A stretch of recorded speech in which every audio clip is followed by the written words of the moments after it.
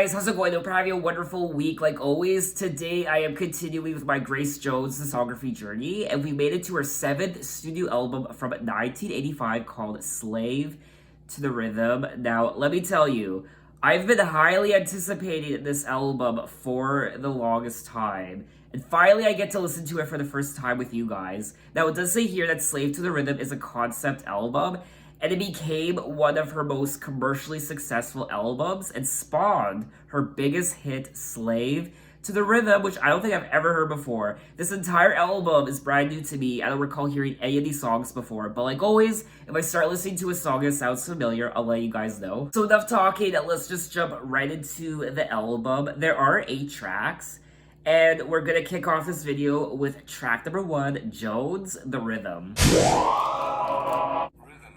Song's maniacal and its demonic charge. It is the original breath.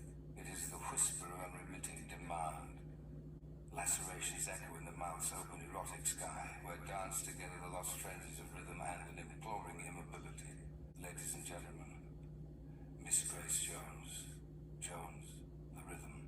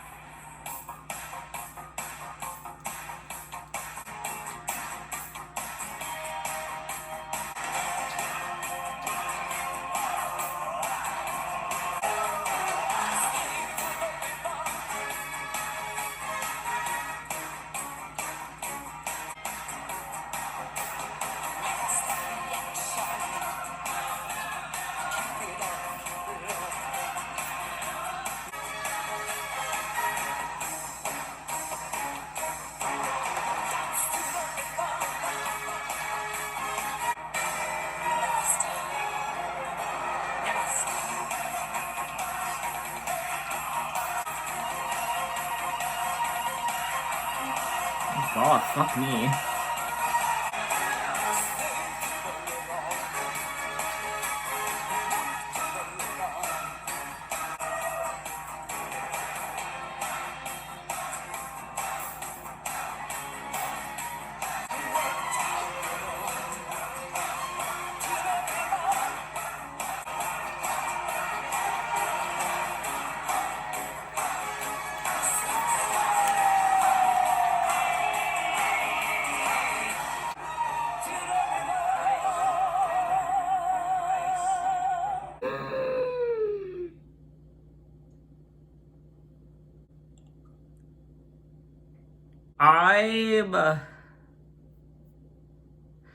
I'm shook. Is this Grace Jones? This does not sound like a Grace Jones album. This sounds so different from anything she's ever released. Oh my god. I loved the more rock and roll production on this track, and there was also some sort of, I don't know what to call it. It was like chanting, but it was like some sort of opera chanting.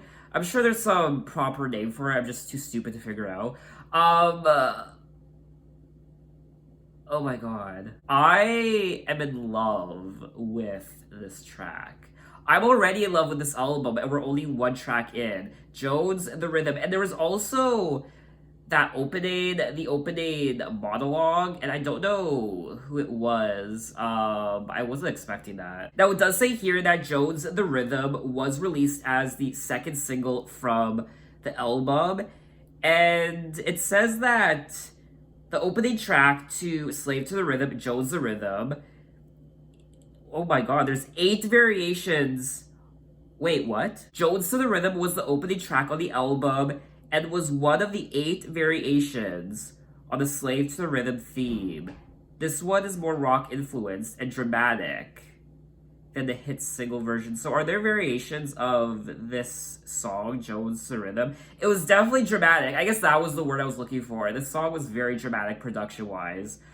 And lyrically, the song includes a spoken introduction by Ian McShane. Oh, Ian McShane. Now, Ian McShane is an actor. I remember him from Pirates of the Caribbean on Stranger Tides from 2011. Oh, and the John Wick movies. Oh, yes. Oh my god.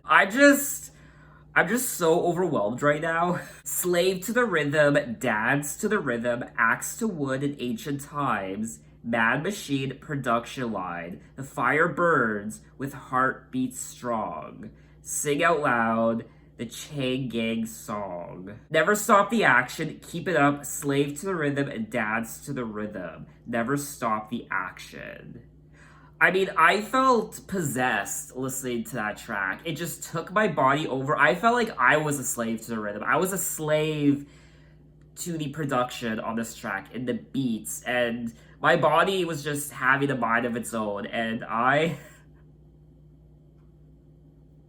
How am I supposed to go on with the rest of the album? I'm just so shook right now. I mean, if this was the opening track, which it was, I mean, I can only imagine what the rest of the album's gonna be like. God help me. Now, it does say that there are two versions of this album. The full version, 43 minutes, and the abridged version, 37 minutes. And I am listening to this playlist on YouTube. It's called Grace Jones, Slave to the Rhythm. And one of you in particular has been emailing me about Grace Jones and your love for Grace Jones. And you are just a wealth of information for me. You've just been enlightening me and sharing your knowledge with me when it comes to Grace Jones and her music. And you actually directed me to this playlist in your email. And that's why I'm listening to it right now. So hopefully this is the right version. But regardless, it's wonderful. So you know what? Let's just move on to track number 2, The Fashion Show. And she was really an American girl, I mean, with Jamaican parents. Ooh.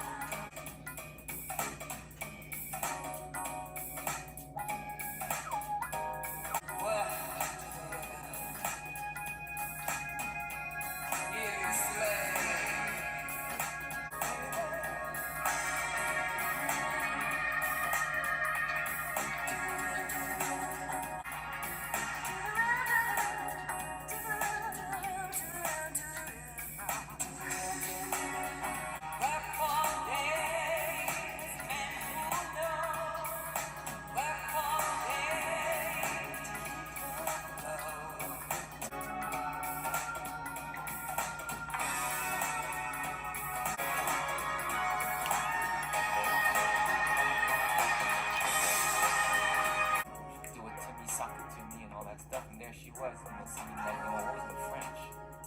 It was great, So I never saw her at a fashion show. Oh my god, I am in love with this album. This album is my spirit animal, honestly. The production, I can't get over how different the production is compared to her other albums. I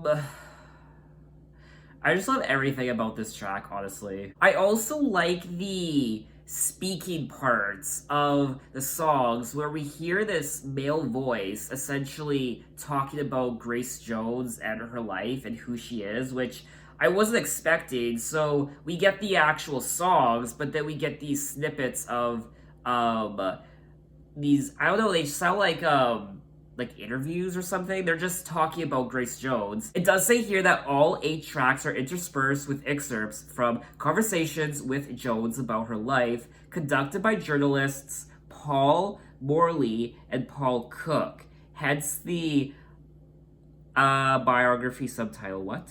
Oh, this album is subtitled A Biography in the liner notes. Oh, Okay, so it's a concept album, but it's also a biography because there is an interview happening interspersed between the tracks. Oh, that's so interesting.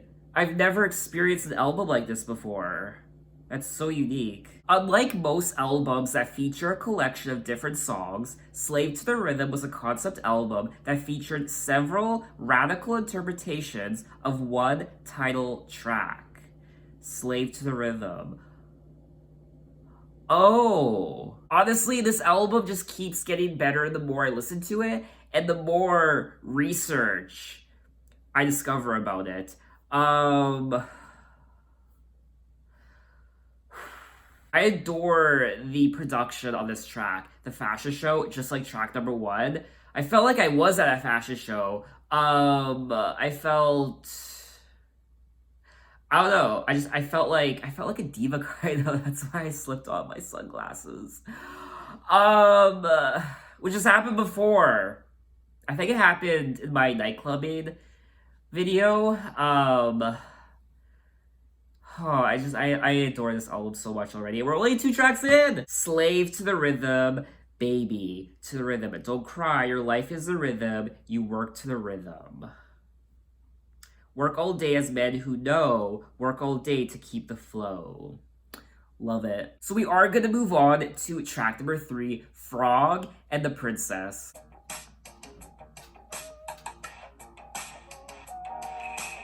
I was amazed when I first saw Grace Jones.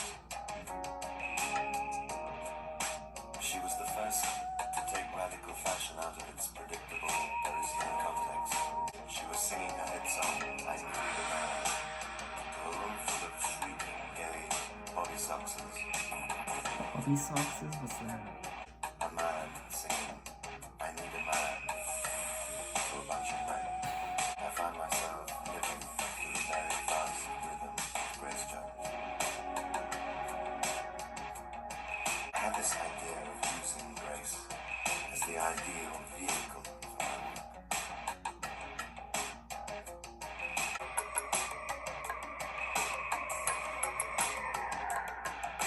Black, shiny, muscular people are aerodynamic in design. Grace let me take her over completely.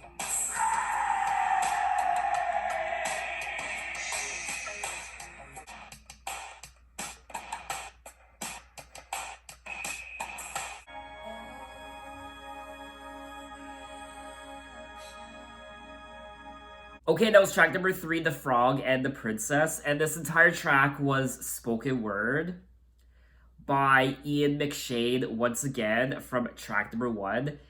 And I don't know anymore. I'm a little overwhelmed. I wasn't expecting this. This is honestly unlike any album I've ever listened to in my entire life. I don't even know what to say. Ian McShane is telling the story of when he first saw Grace Jones, and then he goes on to say how he had a relationship with her. So I don't know if this is I mean, it has to be true because this album was subtitled a biography, so I imagine this has to be true. I was thinking initially maybe it was just some sort of story he was telling, some fantasy, mythological story, because honestly, the way he talks about Grace Jones, it seems like she's some sort of mythological creature from some fantasy or from some story long ago.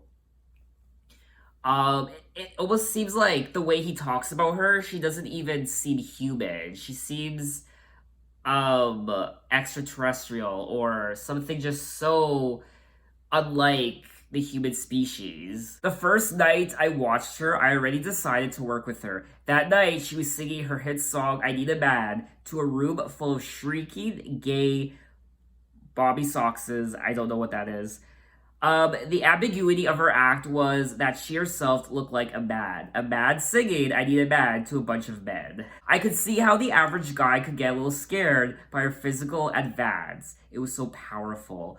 Yes, that's something I come to realize about Grace Jones, and her voice when she sings, and just her appearance in general. So androgynous, so strong, so masculine. I imagine she scares straight men. I mean, um, she's just a very strong woman where I imagine I imagine straight men, even, I mean, people in general, but in particular straight men, I mean, I imagine they would be very intimidated if they were to see Grace Jones or listen to her music. I mean, I'm not straight, and even I'm intimidated by Grace Jones. I mean, I would not want to come across Grace Jones in a dark alley because that would be scary as fuck. I am no longer sure what I fell in love with, Grace or my idea of what Grace should be. But in the 2 years following the birth of our son, there were nothing else in my life. But the 2 years following the birth of our son, did he have a child with Grace Jones? What? It does say here that the album contains voiceovers from Ian McShane reciting passages from Jean-Paul Good's biography Jungle Fever. Oh. Jean-Paul met Grace Jones during the New York disco scene. I met Grace, and it was a period of decadence. People were still doing lots of drugs, and I had been working so hard for so long, and she made me part of her lifestyle. Made me go out dancing at Studio 54. She became an obsession, and we did everything together. Okay, so Ian McShane is reciting a passage by Jean-Paul from his book. I did find this track quite fascinating, and I really enjoyed it. It's really disappointing that a lot of Grace Jones's songs aren't on Apple Music for whatever reason. So thank God for YouTube. Anyway, let's move on to track number 4, Opera Attack. Is that a special song That's to you? a very special song to me. Oh God, I cry every time I sing it. It's that special, and I had quite a few friends. I love her speaking voice. I don't think I've ever heard Grace Jones talk before Fond memories. outside of music, like in an interview.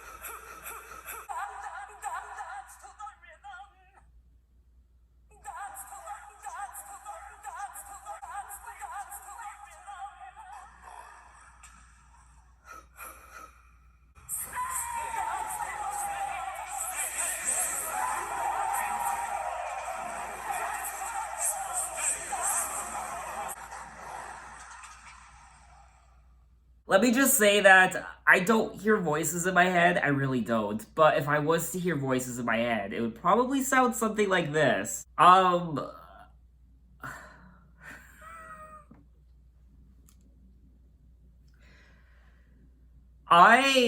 love this album so much. It's so weird, it's so different, and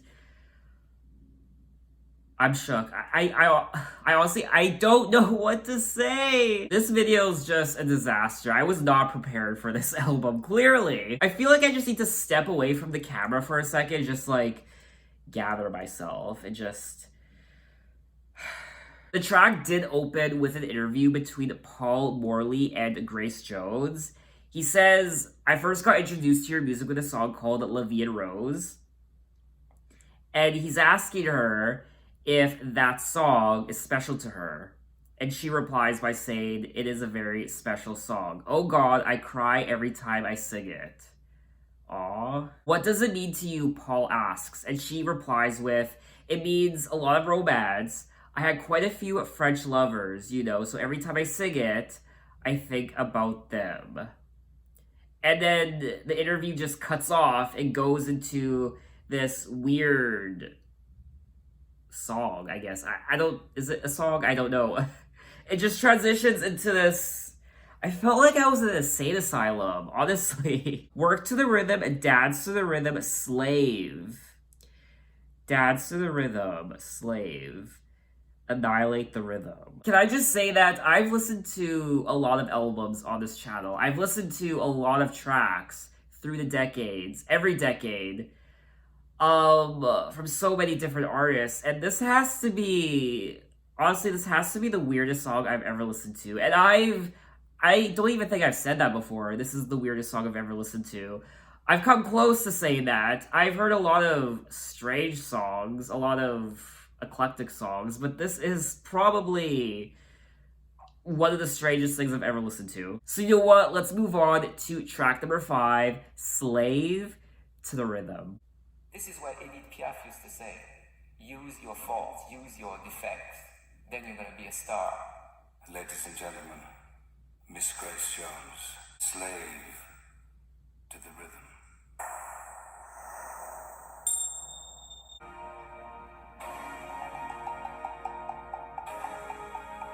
Raised in America, New Orleans, and she was really an American girl, Jamaican parents.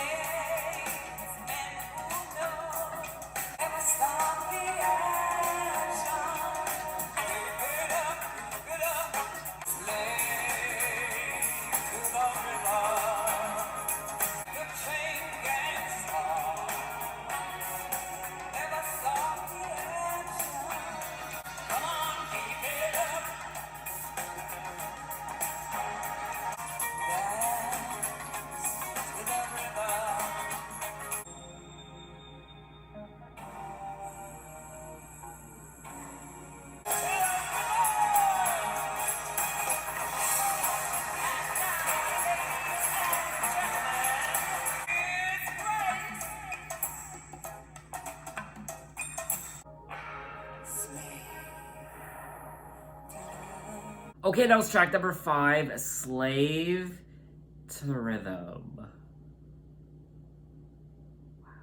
I honestly, I don't know what I could possibly say that I haven't said already. This was another wonderful track, and I love everything about this album. I love the production, of course, and I just love how different sounding this album is. There's rock and roll, there's R&B, there's funk, there's just so many different elements production-wise on this album. And I like her vocals. And I just love the entire concept of the album. It's so different from anything I've ever listened to before. It does say here that the song's lyric is interpreted in various ways, such as the slavery in Afro-American history, axe to wood in ancient time, man machine powerline, fires burn, hearts beat strong, sing out loud, the chain gang song.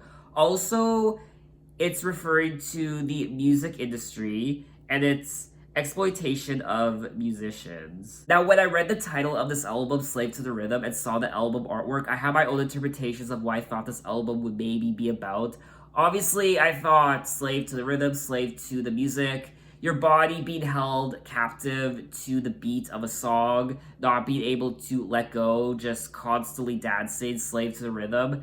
But I also thought maybe she would touch on slavery as well as staying here. Slavery in Afro-American history. It says that the single of Slave to the Rhythm became one of Jones's greatest commercial successes and is considered to be one of her signature songs. The hit single version of the song is in fact confusingly retitled Ladies and Gentlemen, Miss Grace Jones on the Slave to the Rhythm album. Oh, the track Slave to the Rhythm, which is the one I just listened to, on the album, is in turn entirely different interpretation of the song. Oh, so the version I listened to, Slave to the Rhythm, isn't the hit single version. The hit single version is called Ladies and Gentlemen, Miss Grace Jones, which is actually track number, where is it? I think it's the last track on the album, track number 8. Oh, that's interesting. So you know what? Let's move along to track number 6, The Crossing. Ooh, the action. I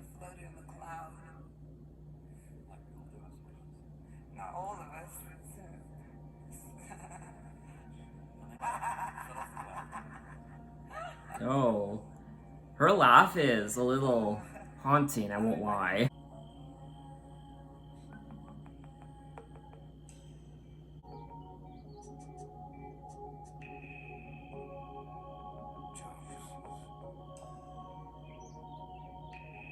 There was nothing that indicated that Grace could be a star, except her deep conviction. Jones. Miss Grace Jones. Feels good, she just fixes it. She doesn't analyze too much. Jones. Miss Grace Jones. Okay, that was track number 6, the cross scene. Ooh, the action. And this was another track that was essentially, it was an interview between Paul Morley and Grace Jones. Jones.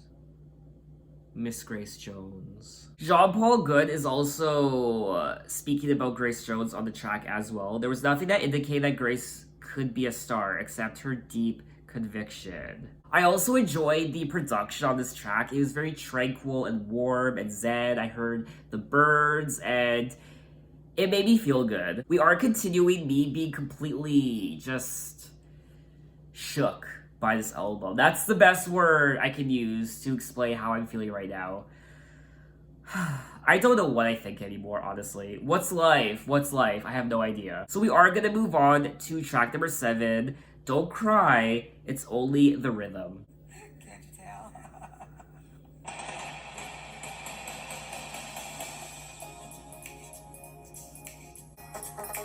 Oh.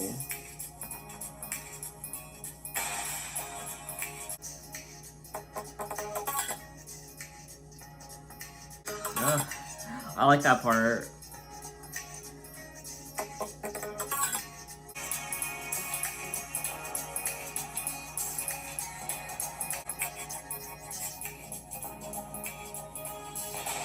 Okay, that was track number 7, Don't Cry, It's Only the Rhythm. And who needs lyrics on a track when you have amazing production like this? There were 0 lyrics. There was a brief snippet of dialogue at the very beginning of the track. There was a question, Grace Jones has a sense of humor, and then she replies, sure, can't you tell? But the production on this track was just so beautiful. I have no words. I felt like I was floating in the ocean somewhere at sunset, somewhere tropical and warm. I was just floating somewhere or on a beach, drinking mojitos. It was warm and the beautiful oranges and reds and yellows in the sky, sunset, and it just felt so peaceful. I don't know if that's what you guys got from the song when you listened to it, but when I listened to it, I just felt so relaxed and I just felt like, I don't know. I just felt like all my worries were gone. I was just breathing in the fresh air outside and just relaxing, and I liked it. But anyway, we have come to the end of the album, unfortunately. Track number 8, ladies and gentlemen, Miss Grace Jones.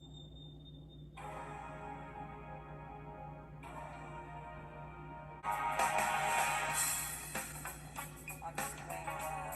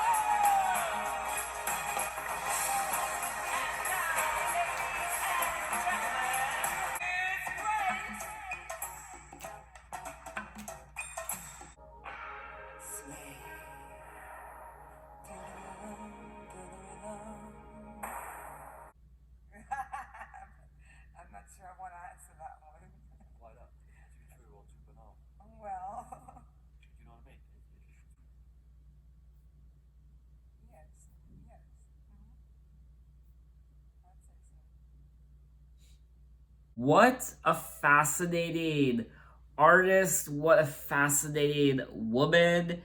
Miss Grace Jones, you have outdone yourself with this album. Wow. I mean, I'm just gonna say it now. Slave to the Rhythm, the album, is Grace Jones's magnum opus, in my opinion. This is her masterpiece, essentially, and I have no words. I'm actually speechless. I don't know what to say. I don't know what I could say that I haven't said already. I feel like I've said everything I wanted to throughout the whole video. Usually this is where I kind of just give you a synopsis of what I've said through the whole video and my final opinion on an album, but the album is that good. It's so breathtaking that I think this is the first time in one of these videos where I'm not going to give you just a general opinion on the album, because I told you, this is her magnum opus. I mean, this is her masterpiece. I've said everything I wanted to throughout this video, and I love the production. The production was just the highlight. I mean, I adore the production. I mean, this is unlike any other Grace Jones album I've ever listened to. What I also loved about this album is that it's a concept album, so it was essentially the same song, but reinterpreted throughout the entire album and reworked. And I love that concept. And Slave to the Rhythm is a great song. I really enjoyed it. And I can see why this is one of Grace Jones's most commercially successful albums. And once again, the album artwork is just remarkable. Again, I always love her album covers. This was phenomenal, honestly. My 3 favorite Grace Jones albums so far on this discography journey would have to be Warm Leatherette, Nightclubbing, and now Slave to the Rhythm. As to which one is my favorite, I don't know. I love Warm Leatherette. I love Nightclubbing. I love Slave to the Rhythm. I honestly don't know which one is my favorite. Maybe I'm overreacting when it comes to my opinion on the album and what I thought of it. Maybe there are some of you watching this who think it's overrated. Maybe you don't get it. Maybe I am overreacting to this album. I don't know, like, this is just unlike any other album I've ever listened to in my entire life. So I think that's why I love it so much, because it's so different. I liked the interspersed parts with the interview, which I thought was very unique and interesting. I also learned a little bit about Grace Jones as well, and I got to know her personality a bit more, her laugh, her talking. This was just a very fascinating album for me to listen to. So what did you guys think of the album? And if you were to rank Grace Jones's albums, where would Slave to the Rhythm fall? Maybe you were around when this album came out. What was that like? What were people saying? Did they think it was weird? Did they not know what to make of it? What did you think of it initially? I'm just gonna say that listening to this album was definitely one of the most unique experiences I've had on this channel so far. So in my next Grace Jones video, we will be moving on to her next studio album from 1986 called Inside Story. We are skipping over Island Life from 1985, which is just a compilation album. I do want to comment on the album artwork for Island Life because it's another great album cover. So look out for that video next time. You can find me on Instagram, you can find me on Twitter, you can message me, you can say, hey, how are you? So thanks for watching, and I will see you next time. Take care.